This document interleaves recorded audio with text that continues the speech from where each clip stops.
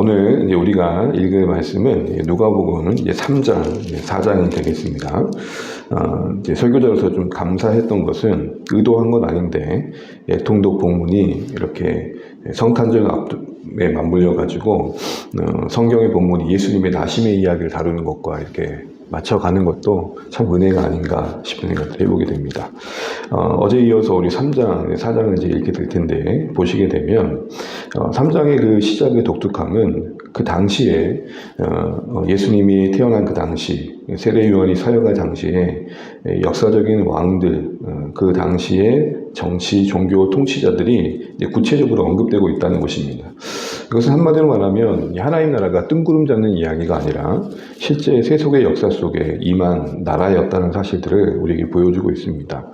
현실의 역사 한복판에 임하는 하나님의 나라. 그러기에 우리가 신자로서 하나님 나라를 이야기할 때 이 현실을 외면하고 말할 수는 없는 것이겠죠.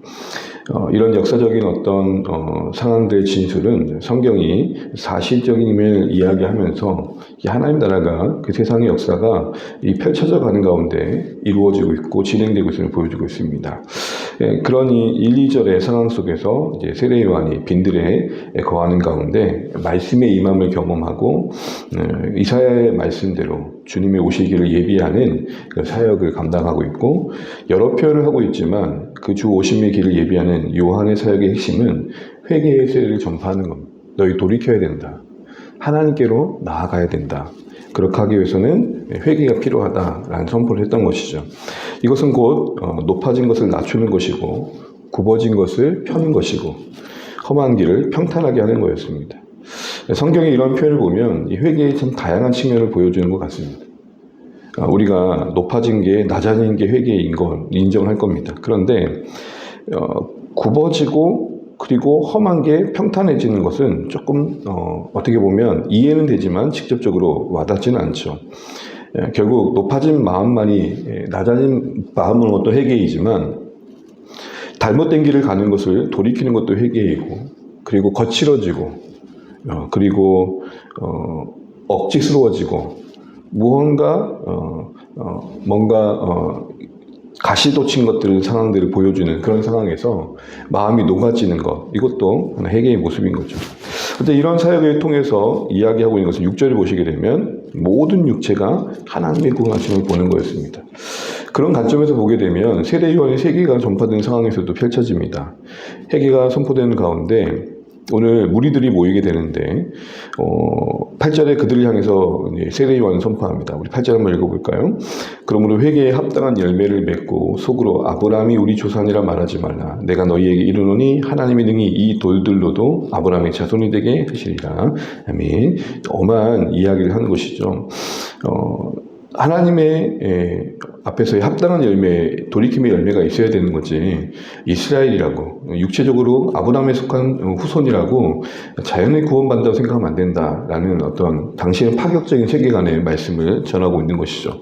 그러면서 뒤에 이어진 거 보면 10절에 무리가 물어이셔서 무리가 묻기를 우리가 뭘 해야 됩니까? 라는 대답이 11절에 나오고, 12절에는 세리들이 나오고, 14절에는 군인들이 나옵니다.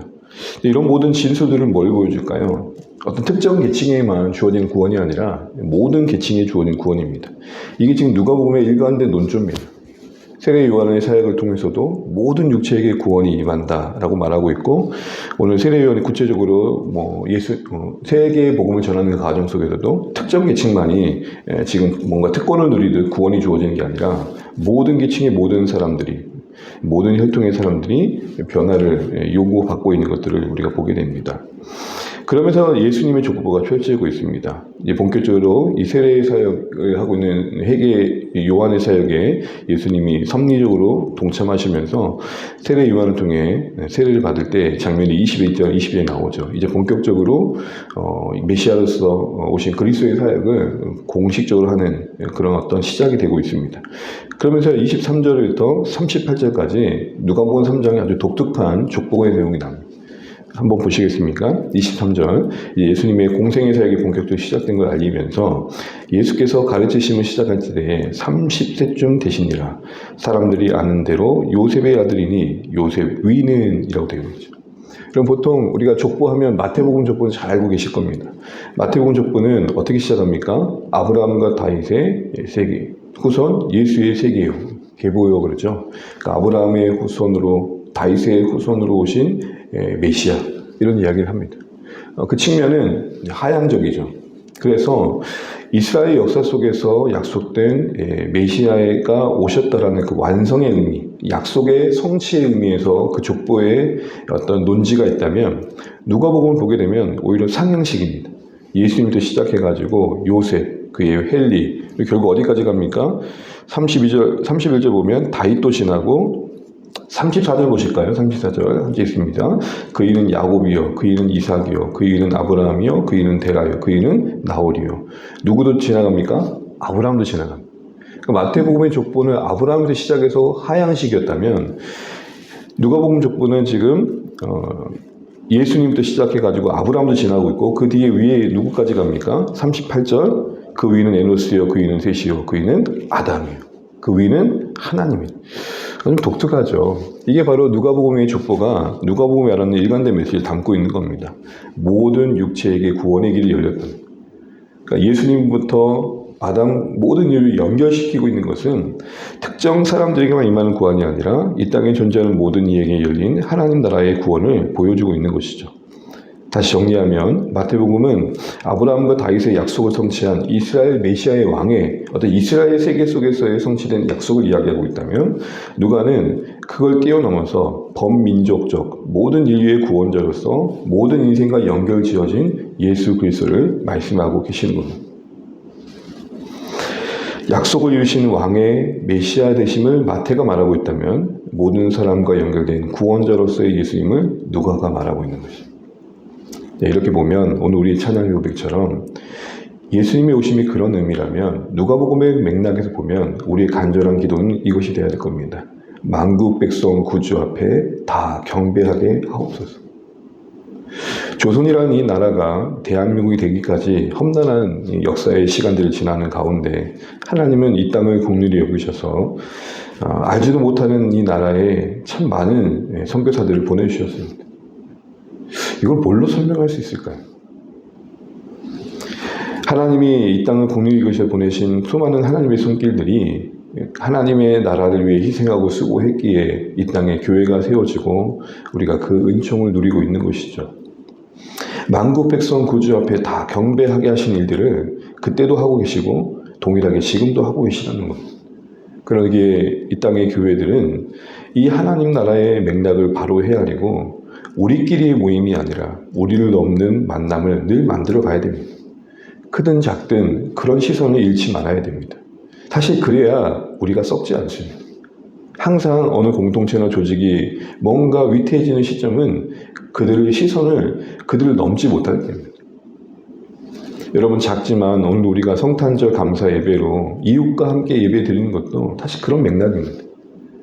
이 성탄 의미를 그대로 실현할 수 있는 게 뭘까?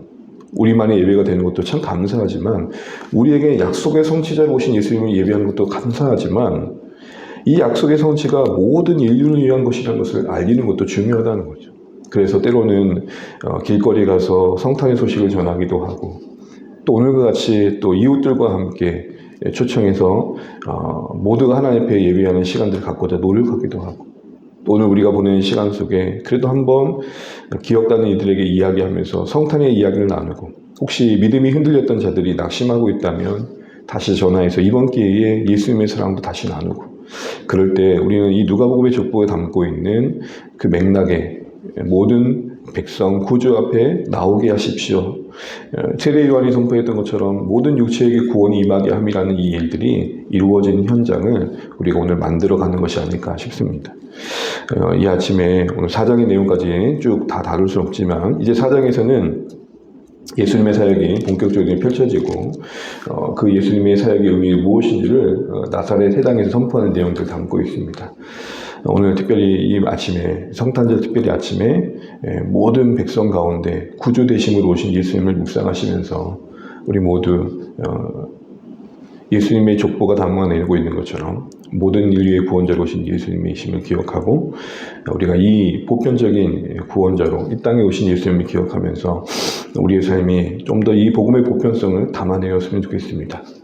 편견과 또 배척과 외면과 선택적 관심이 아니라 하나님 내게 붙여주신 영혼들, 하나님 내게 붙여주신 가족들, 하나님이 내게 허락하신 상황들 속에서 이 하나님의 나라가 더 넓혀지고 확장되길 원하는 마음의 여러 관심과 시도들이 이 성탄의 아침에 회복되셔서 모든 인류의 구원자로 오신 예수님을 나눌 수 있는 이 하루의 시작되시기를 간절히 소망합니다. 기도하겠습니다.